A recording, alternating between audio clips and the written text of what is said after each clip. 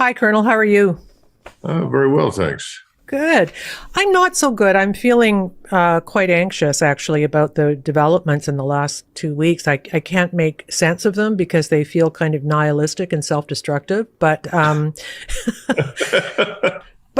do rely on you to sort me out on this stuff. So I guess I'll start off by asking you about the two kind of big newsworthy events, although there are many. Well, and then one just happened too, that OPEC said they were cutting back oil a few minutes ago. So I don't know what that means. But tell me, what is your sense of the sabotage of the Nord Stream pipeline? What is your view about what happened there? Well, as I'm sure you're aware, a lot of people have been asking me that question, and I have to tell everyone that at the moment, I do not have all the facts. And so the best I can do is speculate on the basis of who likely benefits from the damage to the pipeline versus who suffers. And when you look at the who benefits, that leads you to certain conclusions. And then you have to ask the question, who has the capability to do such a thing? And that narrows the field even more. So I would say if you ask who's got the capabilities, well, clearly in the area, the Royal Navy, the United States Navy, and their respective special operations forces, they definitely have the capability. The Poles, simply because of the proximity of their shipyards and facilities, could play a role in this, but it's unlikely they could have done it on their own. And the only other Navy in the world that springs to mind that could have done something is the Japanese Navy, but I doubt they were in the Baltic. So I think that's where we are. And the interesting news just received a few minutes ago is from a German source is that the Germans have concluded that the damage can actually be repaired, that it is not so serious that, the pipeline is permanently out of action. Now, whether or not that turns out to be true, I don't know. Yeah. But the German spokesman, and I presume he's in Berlin, but he could be somewhere else, made the comment that they were already talking to other partners about affecting repairs. So we'll see how that goes, if that turns out to be accurate or not. You obviously know about this funny little tweet that came from, I believe he was a Polish member of the European government, saying thank you USA or something along those lines, and showing a photograph of the thing bubbling up in the ocean. I mean, I thought, what games are being played here? On one hand, they're saying, America's saying we didn't do it. You've got Poland, who's kind of itching for a fight, thanking them. I mean, what did you make of that tweet? Well, this was the former Polish foreign minister, Sikorski. Yes. He's married to Anne Applebaum, who is a very prominent neocon, an advocate for war with Russia and regime change in Moscow. So it's not surprising that he made that comment. Is it true? Again, I don't know. It could be. But again, he may also have concluded, based upon whatever his wife told him, that we had a role in this because we seem to have been interested in preventing Germany and other Central European states from benefiting from cheap Russian natural gas in order to ensure that Germany in particular stays on side against Russia, something that, frankly, the government in Berlin has never been comfortable with.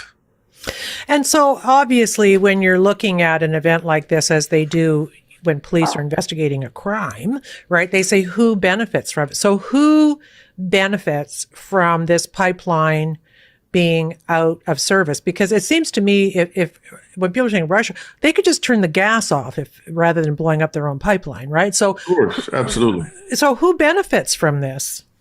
Well, the assumption is that the United States wants to ensure that under no circumstances will the Germans cooperate with the Russians on anything.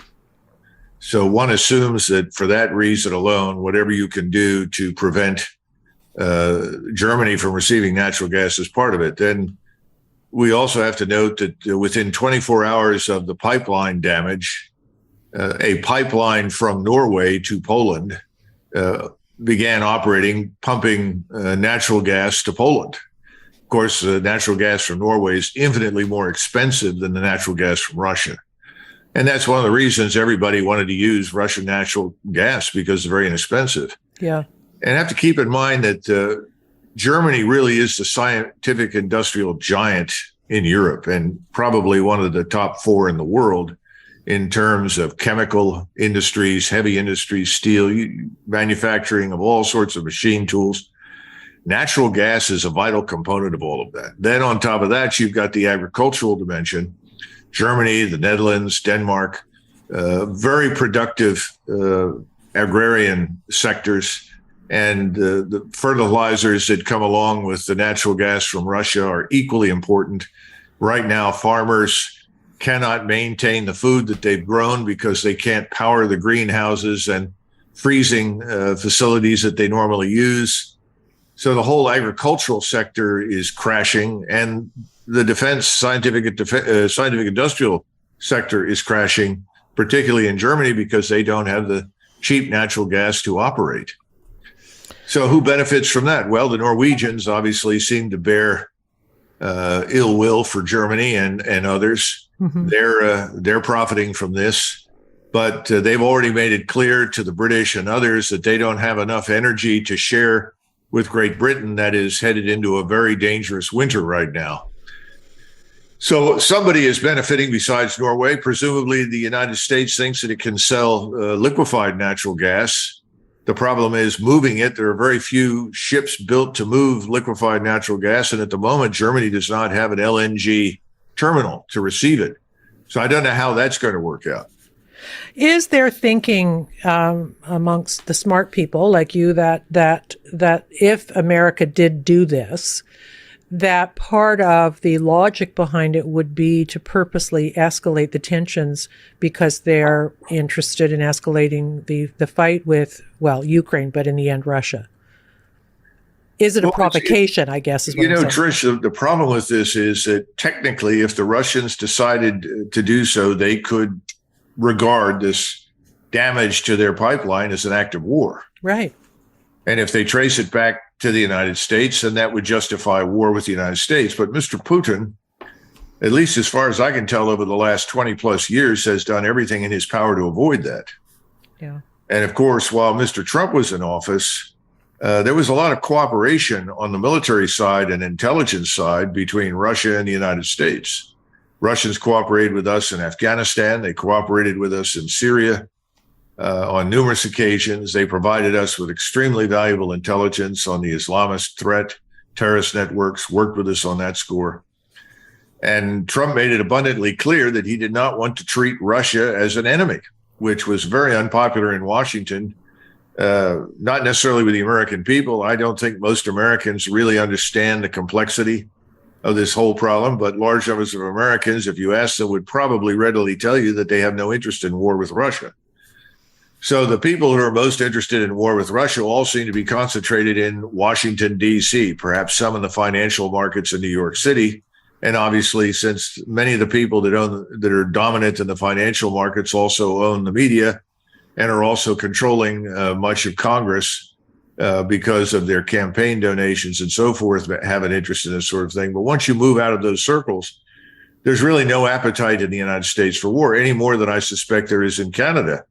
And clearly, Mr. Trudeau in Canada has been vociferous in his attacks on the Russians, which I think are ridiculous, but that's my own opinion. Well, and you know what's interesting for us watching this play out in our prime ministers, I mean, I just believe that he's an influenced globalist now. But, back in the day, we were known for staying out of Vietnam and, doing peacekeeping. We were known for staying out of Iraq because the Canadian public had no appetite for those conflicts. And the Canadian, we always try to feel that we're somewhat more reluctant to get into these type of conflicts, but something's changed here. And I believe it is because of the globalist movement, right? That Trudeau's, fealty is to that ideology rather than representing what Canadians actually feel. But I also feel in saying that some Canadians are sort of captured by this ideology too, and they've put the Ukraine flags up.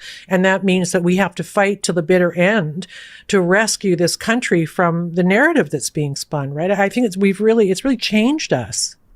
Well, I'm sorry to hear that, although I'm not surprised. Remember Harold Macmillan, who was, in my judgment, a very fine prime minister for Great Britain, one of the last good, really good prime ministers with an understanding of the world, made it abundantly clear to President Kennedy in private during the Cuban Missile Crisis that Britain, under no circumstances, would support an intervention in Vietnam. Yeah. And if the United States went in there, it would not go in with British support. And I recall very vividly at the time, in my own family, people made the observations that thank God for the British, they're a voice of reason. Well, that voice of reason is also silenced. And you have people now in London, in Washington, in Ottawa, who are all committed to this globalist cause. Now, I think you have to look at the World Economic Forum. You have to look at who's a member. Yeah. Then you have to look at money flows. And we have our own set of oligarchs in the West, like Mr. Soros, who have actively funded the globalist movement, which involves open borders, green energy, the effective destruction of our scientific industrial capacity, and so forth, the denationalization of states. Yeah. So all of this is bound up with the war against Putin, because he's led the fight against denationalization, against U.S. dollar-dominated operations and global finance that is aimed at essentially controlling his country. He's made that abundantly clear. He now has on side with him and support, obviously, the Chinese, the Indians, the Brazilians, large number, most people, frankly, in Southeast Asia. The Japanese really are unhappy with what's going on because this whole process is destroying their economy. They want nothing to do with it, and they have a very precarious debt to GDP ratio as we do.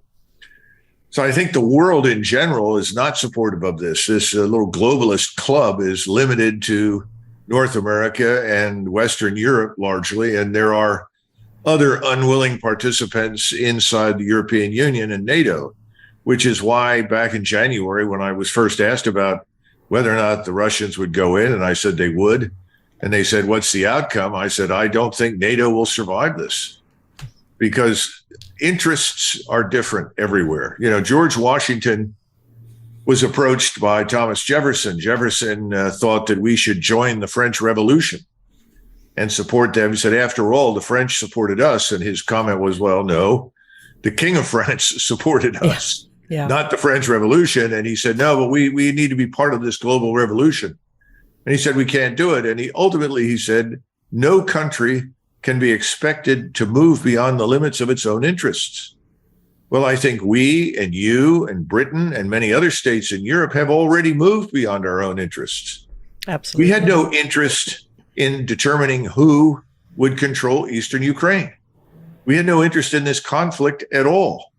We have no interest in destroying Russia's economy or anyone else's economy. The one interest we had, as President Trump pointed out, was in bringing this to a very rapid close. And the thing that I expected, and everybody that had, in my judgment, any understanding of world events expected, was that Biden and his administration would behave like every Washington administration had since Eisenhower, and that is to move quickly to put an end to conflict that involved Russia and Europe. Yeah. I think one of the reasons I'm feeling anxiety, and certainly many people I know are feeling a lot of anxiety about the nukes angle of this, including somebody who said to me on the phone the other day, do I need a go bag? Like, do I need to race to the country at some point? Is that what's happening now? Which seems like hyperbole, but actually it's not, right? I mean, here's what's troubling for me, amongst many troubling things, is that people like, maybe they're friends of yours, but General Keane and David Petraeus, in interviews on legacy media, are normalizing now in conversation the use of the use of limited nukes. And I just kind of feel like I've been transported to another planet in listening to these people talk that way. Is that why are they doing that?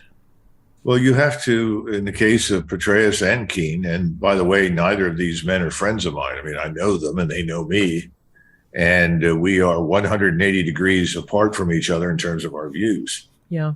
But you have to understand who is paying them. And when I say paying them, it's not as though you're on a standard payroll, but look at the financial firms that they joined after leaving the military in New York City.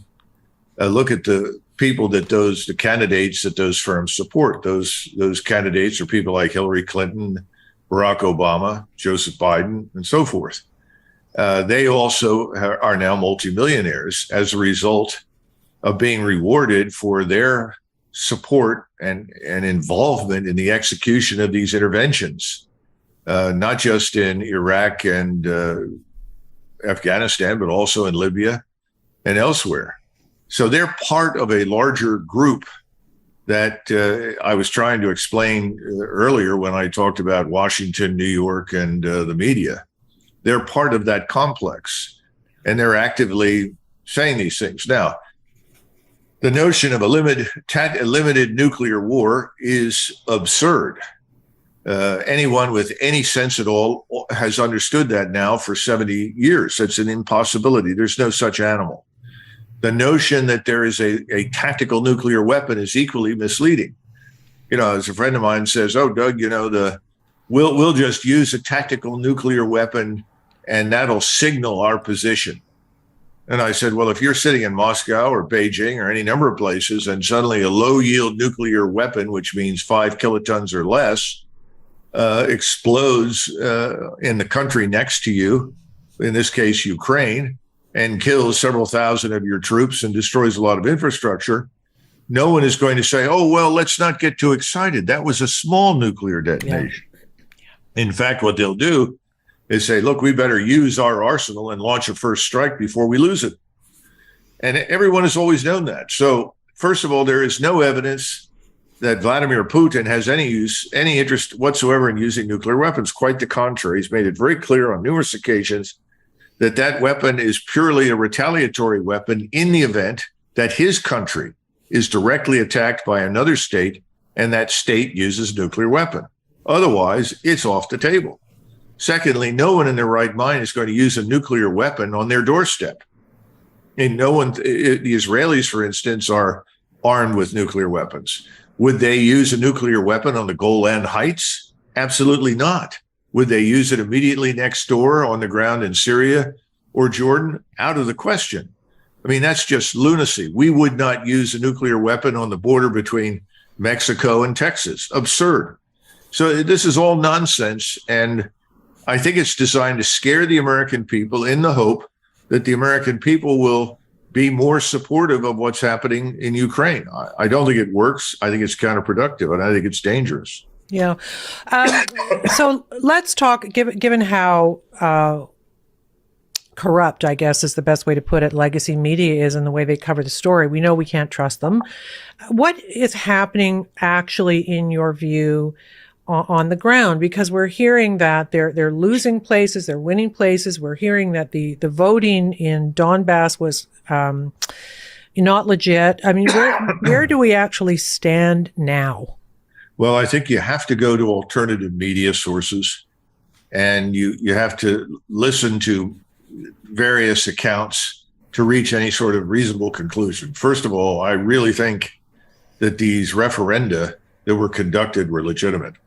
Yeah. People forget the area where the Russian forces are currently sitting were, in fact, already Russian. And one of the problems they had when they first went in, when the Russian army did, right now the Russian army is largely elsewhere. It is not in southern Ukraine. These are militia forces, the Chechen forces, the Wagner mercenary groups, volunteer organizations from the Kuban Cossacks and other places. Very good fighters, by the way. Much, much better than what we would call the National Guard. But they are running an economy of force operation in southern Ukraine. They are essentially placeholders because the regular army was pulled back to refit, reorganize, reequip. I thought they might attack in force in August, but for various reasons that was delayed. And I don't think you're going to see a major Russian offensive to terminate this conflict until really November, when the ground freezes, because that's a precondition for Russian maneuver forces. Second, I think people need to understand that when they say, well, there's an offensive.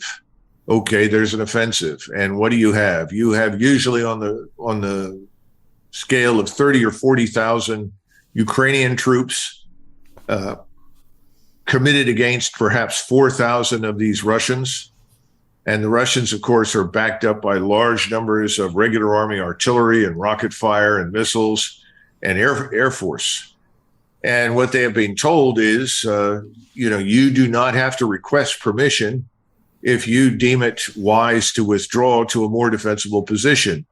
You make those decisions on your own. The only thing that you're being asked to do right now is inflict as much damage as possible on the attacking Ukrainians, which they're doing, and defend the territory to the best of your ability.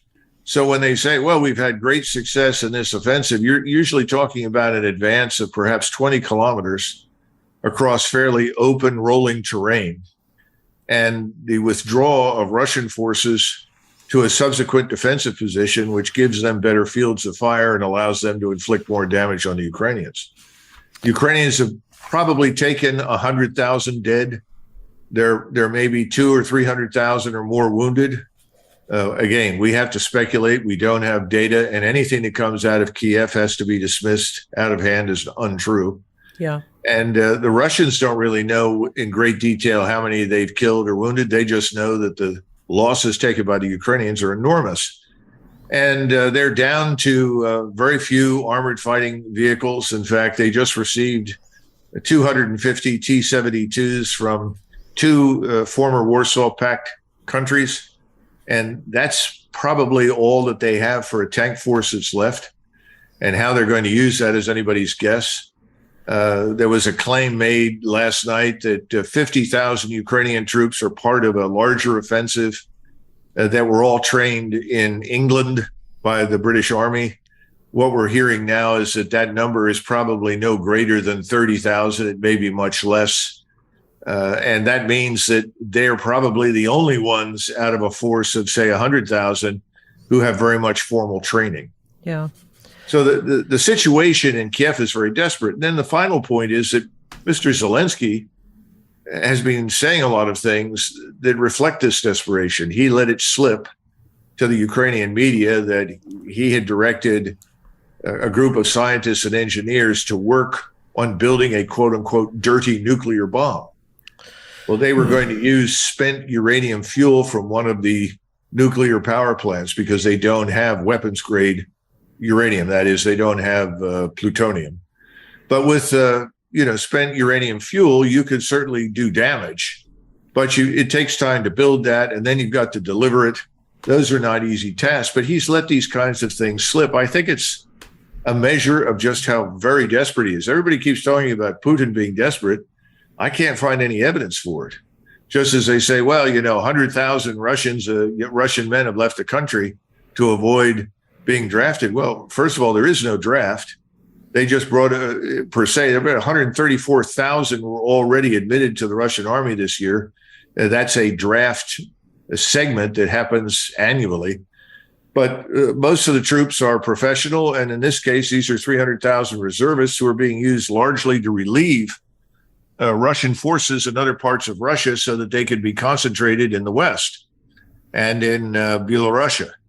So I think Mr. Putin is actually in pretty good shape.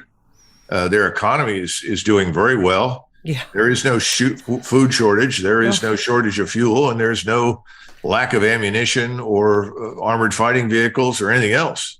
So I think it's Mr. Zelensky who's quite desperate, and this is almost his last gasp right now with these counteroffensives that are bleeding the Ukrainians badly and are not really gaining anything strategically for Ukraine. Well, I don't know if you saw it. I'm sure you did. There's a video of him signing this NATO document, to get entry into NATO. He's got these two kind of thuggish looking, right? I mean, they look like wrestlers or something beside him. They're all wearing camo green. And so it was just ridiculous. Like he does the big flourish. It's like, how more kind of provocative can he be? Like, I didn't understand what that was in service of, except to kind of keep the information flow in his favor as this, Churchillian kind of character who's fighting off the forces of evil. It just seemed unnecessary. Well, I don't dangerous. recall. I don't recall Sir Winston Churchill posing for a photo opportunity with thuggish-looking British soldiers. Yeah. I mean, it's somebody was talking to me about Biden, who spoke in Philadelphia in this very weird setting with red lights and these two Marines in the shadows. And I said to somebody, well, I'm not a Democrat, and I wasn't alive when FDR was there. Don't necessarily think he was great for the country, but FDR had fireside chats. Hardly the Biden approach. Yeah. So there's something very bewildering about all of this. It is bewildering. I don't understand it. None of it makes sense to me. And I've been doing this for 40 years. And I guess that's what my anxiety is about too, because I have a very devoted audience of people who love to come to the show and hear some good old fashioned critical thinking. Some of them are mad at me because I'm not buying into the legacy media line on Ukraine, even though I was around for weapons of mass destruction. I was working as a journalist then, I remember how everybody gets things wrong. And yet it's kind of like Lucy and Charlie Brown in the football. Charlie always thinks she's not going to pull it away, and she always does. And that's been my experience with legacy media and covering, issues of war. I want to ask you a couple of things specifically about where we are. So we have this escalating rhetoric between the three sides, if you want to look at it that way: Russia, Ukraine, and then, of course, Washington. Are there people in the European Union, in NATO, who are doing back channel discussions with the Biden administration saying, we don't want this, tone it down? Would that be happening as far as you know? I'm sure there are exchanges like that because they always happen. When I was on active duty, the people that were most supportive of the Kosovo air campaign were people like the Norwegians or the English, who were remote from the scene of action. Right. The Italians, the Greeks, the Bulgarians, Romanians, the Hungarians, everybody else was very uncomfortable with what was going on because they understood how fragile the conditions in the Balkans were and how this could lead to a wider war that might even include Russia. Yeah. We managed to keep them on side, and we ultimately negotiated a deal with Moscow, in which we promised Moscow, which at the time was governed by Mr. Yeltsin, all sorts of things that I can't go into, that most of which I doubt were ever delivered, in return for their informing Milosevic that they could not guarantee support for him through the coming winter. That was the reason that Milosevic threw in the towel, because what he was most concerned about was food and fuel for the Balkan winter. When it became clear he wasn't going to get that, he said, I've got to cut our losses and pull out. So these kinds of things do happen. And historically, we've paid a lot more attention to what our major allies thought than we do today. I think there has been a tendency to treat the European states, not quite as vassal states, but certainly as military dependencies, who are expected to show up and do what they were told. And I think that's going to end as a result of this, which should end, particularly in Germany. Will NATO survive it, do you think? I think it's going to be tough. Imagine you are a German citizen, and I've got emails from friends in Germany, and they're telling me that now wood has become gold in Germany. Ugh. And Germans are going into the forest to chop down trees and get wood to heat themselves. You've got to understand something. I lived in Germany for almost off and on for 8 years of my life. I went there as an exchange student in 1969. I first visited there in 68. And I can tell you that the Germans probably, this is long before anybody thought about ecology or the green movement, really worship trees. I mean, if you're trying to move a tree, they keep their forests, or used to, the way you would keep your garden. Yeah. I mean, the forests were immaculate. The farmers and country people went in there twice a year to clean out everything, so you never had forest fires. They were acutely sensitive to watersheds, and no one would remove a tree without permission, practically from Berlin. So for the Germans to be doing that, things are bad. I know they can't get cooking oil. I know that the shelves in many stores and shops are empty. People are genuinely worried about food shortages. And as one German pointed out, who's dead now to me many years ago, all through World War II until the very end of the war, everybody inside the greater German Empire ate. No one starved. And that was because of the experience with the British blockade during World War I. So now you're dealing with a government that is a parliamentary democracy, that is part of an alliance of states that we regard as Western liberal political systems. And suddenly the Germans are facing the high probability of thousands of people dying for lack of heat, the lack of food, the lack of medicines, the lack of all sorts of things that they had taken for granted. Now, would you stay in an alliance led by the United States that produced that outcome in your country? Yeah, I mean, it's shocking. So I know you got to go. So let's wrap up with a couple of questions.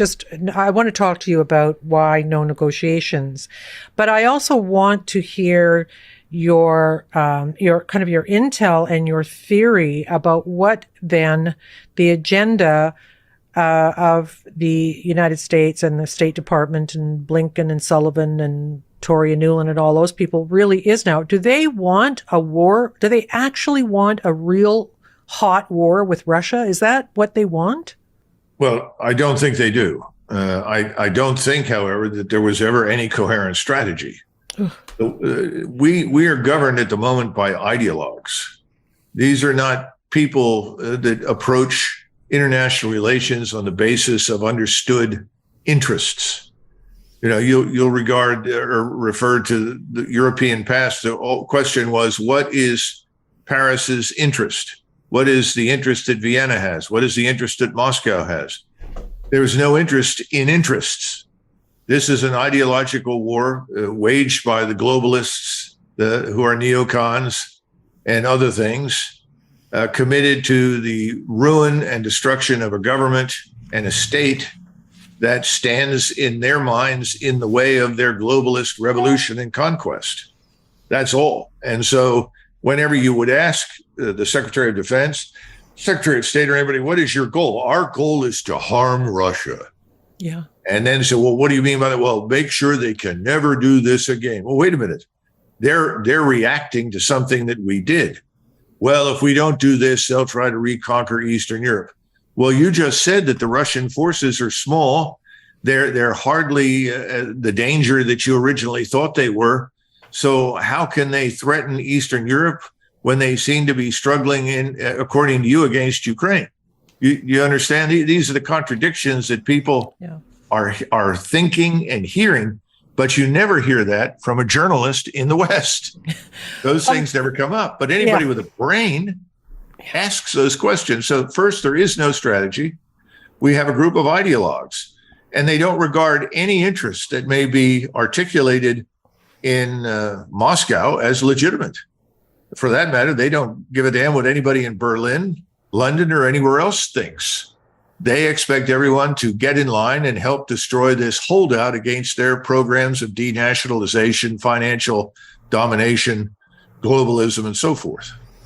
It always shocks me how easy it is if you demonize an opponent the way that they do in the legacy media in the States. And I obviously the neocons know this, how people will fall in line. I was looking for more information. I try to read whatever is written. I found this guy named Timothy Snyder at Yale, who's got a new piece in Foreign Affairs. My hair is on fire. It was so bizarre. And he's like a big deal, right? I mean, I just... Well, these are the people that dominate academia in the United States and in most of the West. They preach doctrines that are based, I think, on a very false narrative about the past. I was trying to explain to someone, I'm sure there are many of your listeners that are in a similar position. My maternal grandfather fought in the First World War, and he and his entire class from the University of Pennsylvania enlisted and went to fight, and he went in as a private, came back as a first lieutenant in 1920. But, he pointed out we lost 318,000 we had 318,000 casualties. He said we had 110,000 dead. The United States Army and armed forces on the ground in France only fought for 110 days. He said, Douglas, that's 1,000 dead Americans in every battle. Oh. And he said, when it was over, we were trying to understand what it was that we fought for. And he said, as we looked around, we saw a lot of evidence that we were rescuing the French from certain defeat, and the British weren't far behind, and they were all imperialists, and we Americans were not. And the best people I met and talked to on the battlefield were Germans. And he said, we all came back from this and said, what were we doing over there killing Germans? What was the point? What were we trying to achieve? Where was this great democratic revolution? Where was the war to end all wars? It's all nonsense. And so years later, in the 1960s, when I was a teenager, there would be fights in the family about what was happening in Vietnam. And my mother would say, but Daddy, we have to support the troops. And he would become angry. And he said, if you support the troops, get them out of Vietnam. Yeah. I never forgot that. Your dad is a wise guy. I mean, it's like love the troops, hate the war or something like that. Well, he was my grandfather, but I never forgot that. Yeah. And that's why when I looked at these things, certainly since 2003, when I was asked to come in and plan the advance on Baghdad, everyone told me, we're not going to stay. We're going to go in there. We're going to install a new government. We're going to pull out. And I thought, well, that's reasonable because everybody who's ever stayed has regretted it. It's a waste of time. Yeah. But, none of it happened. Everything was a lie. And I think Americans are beginning to get this. I really do. But it's a long, hard slog because people are too ready to believe whatever comes through the television or the radio without first saying, well, wait a minute, who's telling me this? And who do they work for? And why are they saying it? And that's what you have to ask with people like Petraeus and Keene and others.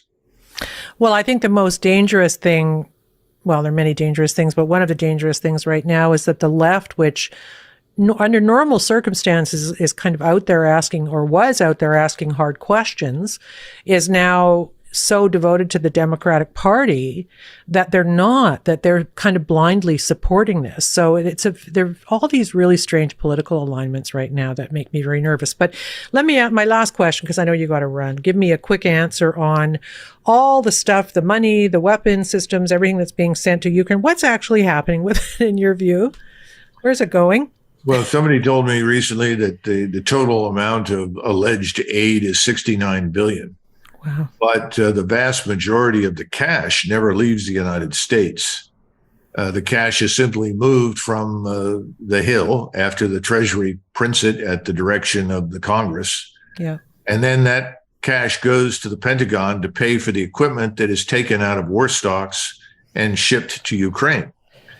Then that same bundle of cash is transferred to the defense industries, who are being asked to replenish the stocks that were just depleted through shipment to Ukraine. So it's kind of a shell game.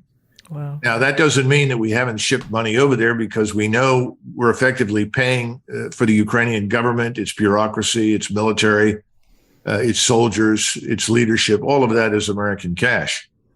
But that's minuscule compared with the billions for the weapon systems and the ammunition. Oh. Now, once it gets into the country, I'm told that, you're lucky to see 40% or 50% of that equipment ultimately reach the front because of the widespread corruption inside Ukraine, which is one of the most corrupt countries in the world. It's the leader in Europe and one of the leaders in the world in terms of human trafficking, especially involving women and children. And it leads in pornography and a whole number of different areas. This is hardly the pristine liberal democracy that's being portrayed. But the worst part is that the Ukrainian people are being exploited by us in a proxy war. And I think proxy wars are fundamentally immoral.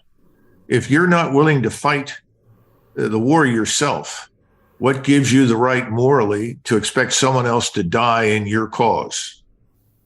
Well, that's the big moral question surrounding this whole event for me, and I'm so glad you posed it, albeit rhetorically. I hope people are listening to the question, because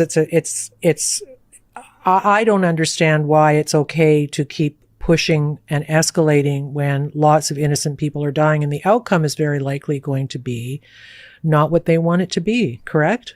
Oh, the Russians are going to be the big winners in this contest, unfortunately. And everything that we have known for 50, 60, 70 years is going to change as a result of this reckless policy. Oh, goodness. Okay, Colonel Macgregor, I'm so glad to have you on. I really appreciate your straight talking. I know you got to run, but thanks for making some time for us today. Have a good day.